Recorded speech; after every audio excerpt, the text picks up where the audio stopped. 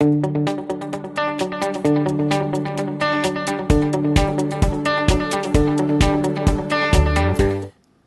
everyone, thank you for joining me today.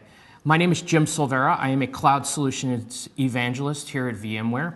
And today I wanted to review with you a whiteboard around the evolution of intelligent operations. What we're going to review today is how this solution has gone from a reactive solution to making organizations proactive in their approach for solving their operations issues. Now, there's a little bit of history to go through here, and that starts with VROps.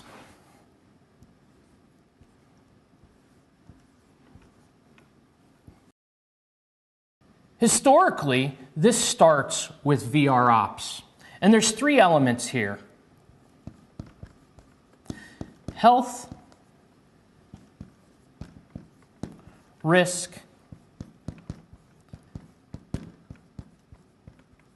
and efficiency. Now, these three elements are really important to the history of VROps and what they were trying to solve for. And it really does start with health. And under health, there's really three additional elements.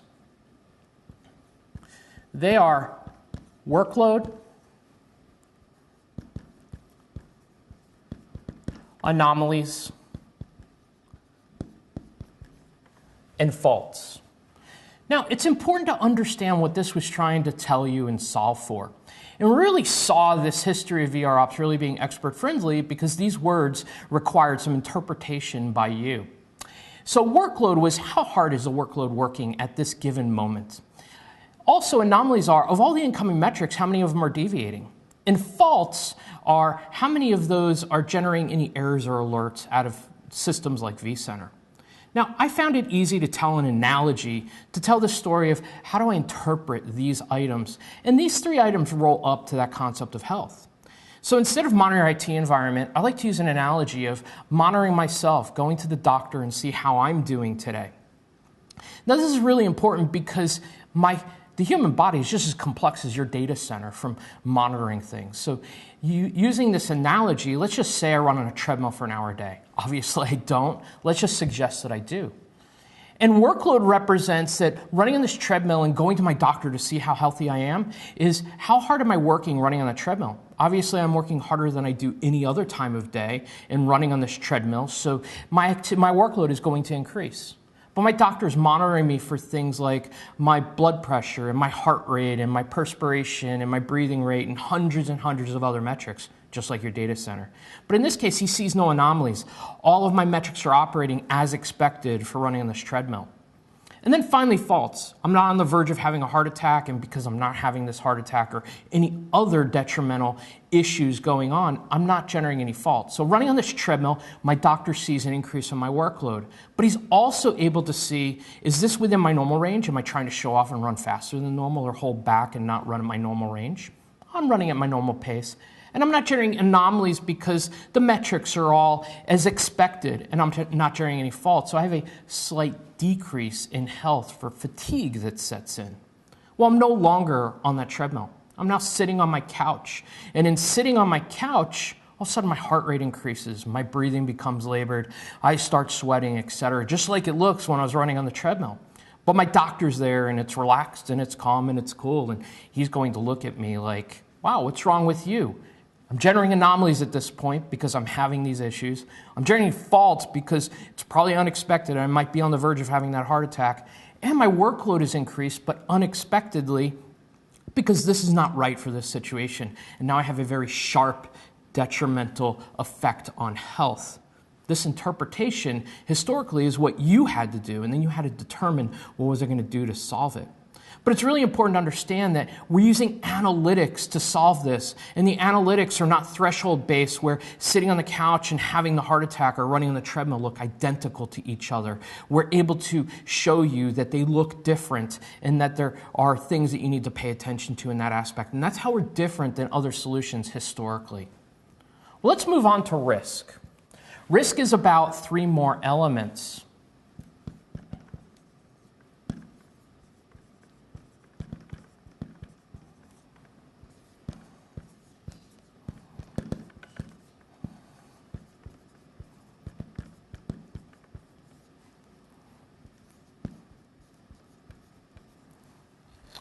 Risk is about time remaining, capacity remaining, and stress. I like to separate these into two topics. First being time remaining, capacity remaining. They are the X and Y axes of each other on the same chart. So capacity remaining might show that you have 3,000 more VMs in your environment according to the element of the environment that you selected. And time remaining shows you how long is that going to last.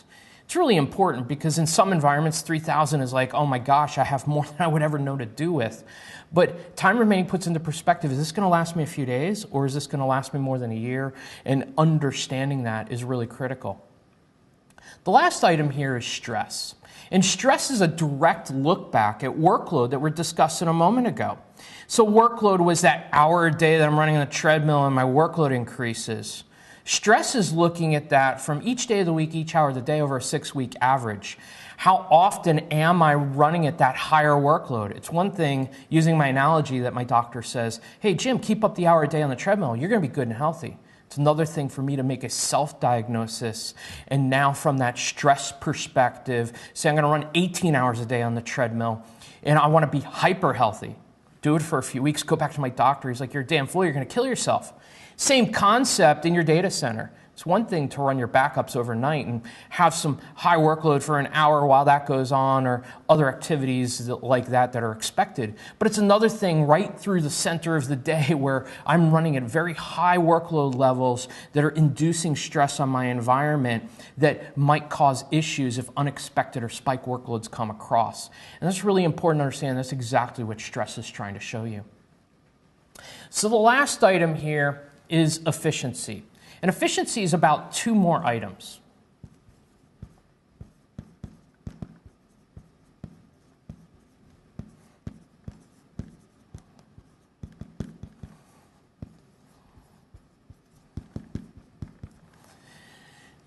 Efficiency is about reclaimable capacity, and it's also about density.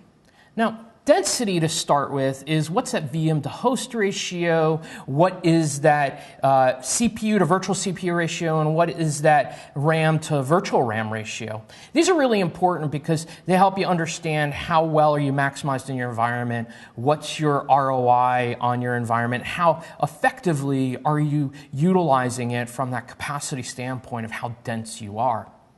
Now, reclaimable capacity is looking at three key elements and giving you very specific understanding of what to do about reclaiming. For example, what's powered off in the environment where I've provisioned and no one's touching or using it. And it's using a very expensive resource of disk, one of the most expensive resources in your data center today. And where can I reclaim those powered off items? And then secondarily, it's also telling you what's sitting idle. Where have I provisioned it, but no one's using it? It's not only using storage now, but it's using CPU and memory. And where can I reclaim those? And lastly, where have I just over-provisioned, where somebody's asked for 12 CPUs and they're using 2? Or where have I asked for 128 gigs of RAM and I'm using 4? And very specific on its recommendations. So you can see where health really focuses on performance and availability, and risk and efficiency really focus on capacity. And focusing on them in these columns is not really a very good way to use this tool. Here's what I recommend in utilizing this tool. First off, action item number 1, let's focus on reclaimable capacity. I reclaim my capacity to the best of my ability. Where I can, what I can. This is going to improve this reclaimable capacity. But what it's also going to do is inherently improve my density. I'm going to become more dense in my environment. And ultimately, I'm going to clear this entire column of efficiency. But in doing this first activity of reclaiming capacity, I'm also gaining capacity remaining. I have more of it, and I'm also improving time remaining as well. I'm clearing half of this board by doing this first activity. Well, activity number 2 is focus on stress. Stress represents the undersized in my environment. Now that I've done the reclamation exercise first and I have more capacity available to me, I like to consider this free capacity. In no way is this free, but it's capacity I never had any intention of using in the first place. And this reclaimable capacity is always a higher percentile than what is undersized in the environment. But I can use some of what I just reclaimed to fix the stress in my environment. So I fixed the stress, and now I've cleared that risk column. And what I've also done is improve the workload. Remember, stress was a direct look back at what workload represented in the environment for how hard things were working. So that improvement of workload also has a slight improvement on health, because remember that slight degradation of that treadmill scenario from a fatigue standpoint. I've also reduced the likelihood of anomalies and faults happening in the environment. Now, this is important because this moves us from a reactive state to a proactive state of making sure that I'm minimizing problems happening before they happen. And now when we talk about operations tools, many of them want to claim they're proactive, but they're proactive from the standpoint of how quickly do they tell you a problem has risen. In our case, we're trying to put you through an exercise that says, let's keep problems from happening in the first place, but it's not a utopian experience. We still want to focus on that health once we've done this exercise, where we're using the analytics to tell the difference between running on the treadmill and sitting on the couch of if problems arise, because they will still, even though there's less of them, that I can solve them quickly and easily.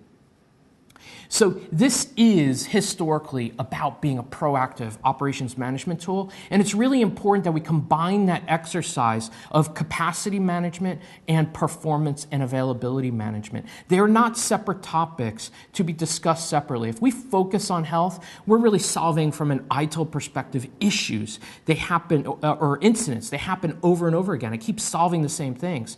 Whereas if I take this work backwards approach from efficiency, working back towards health, I'm keeping problems from happening in the first place. So moving on, where are we today? So this has really matured. And in maturing, let me go back to the fact that that was expert friendly. So where we are today is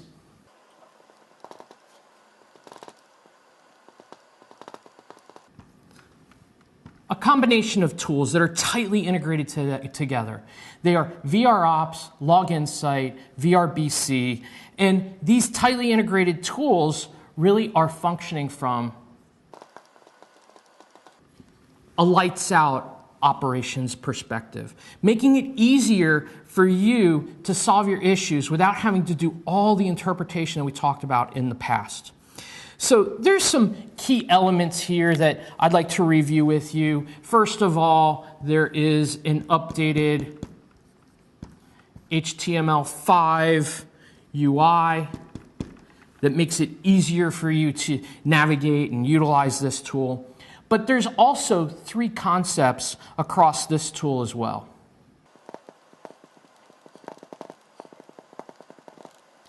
First off is app-aware monitoring and troubleshooting.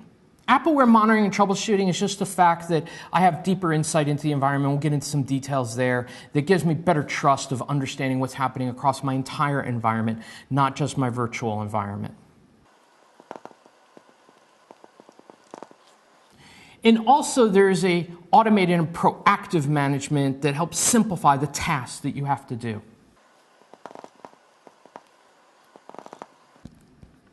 And also optimize cost and planning capability in the tool. So not only are you on the exercise of the technical details that we talked about earlier, but you're understanding the impact of cost here as well. So under the first element, you have understanding of applications to infrastructure. And we utilize this through, management packs that are maybe from Blue Medora, which are True Visibility Suite, where we're able to monitor SQL and other aspects of the environment, not just the infrastructure as well. So we get true correlation across the environment. We also get full 360 troubleshooting. And the way that this works is combine that with Log Insight and VROps and this app aware and app monitoring, we have better understanding of where does the problem lie to give you better information about troubleshooting the environment. There's also today native vSAN integration, as well as integrations into other vSphere and VMware SDDC capabilities. So you get more focused capability to understand what's happening in the environment here as well. Now, moving on to automated and proactive. Again, talking about historically that interpretation that had to happen. You had to choose what was the action I was going to take and what were the things I was going to do to solve this problem. So now we have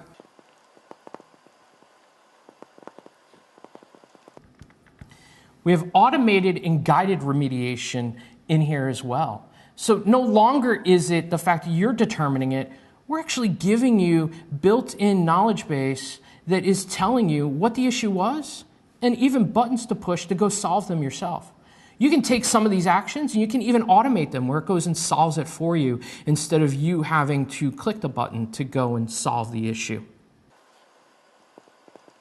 We also have something in here known as predictive DRS. So DRS is all about high availability and fault tolerance. Move workloads and make sure we evacuate hosts and do so automatically to make sure workloads stay up and running. Well, using the predictive analytics that are part of the operations suite, we have the ability now to move those workloads predictively before they have that increase to make sure they're running on the hosts and the clusters that are most effective for them to run. We also have a concept in here known as workload placement. You've done the exercise and we've had where now it's automated and guided remediation and you've given information about reclaiming that capacity, fixing that stress, and done so in a meaningful way that was automated and recommended instead of doing that interpretation. A lot of organizations fill up a cluster, move on to a new cluster, and move on to yet another cluster. So workload placement, what it does is allow you to create something called a virtual data center, a grouping of like clusters that you're choosing. And now we can move those workloads across those clusters that you get better utilization across them. So this, in combination with predictive DRS and this capability around a virtual data center allows you to have better utilization of the capacity as well. And this is something that we've added into this latest edition of vRealize Suite. And really this automation allows you to have that more lights out approach that we're talking about already. So finally, we have this optimized cost and planning and utilization. So this allows you to do capacity planning both for the cloud as well as for your private data center. What is that comparative if I need to expand and I want to do that out into AWS or Azure or in my private data center? And what are the resources that are going to be required to run that workload? It also brings cost into this picture. When we're doing capacity management, it's not just the bits and bytes that we want to discuss with the business, but what is the impact of cost for where this is going to reside?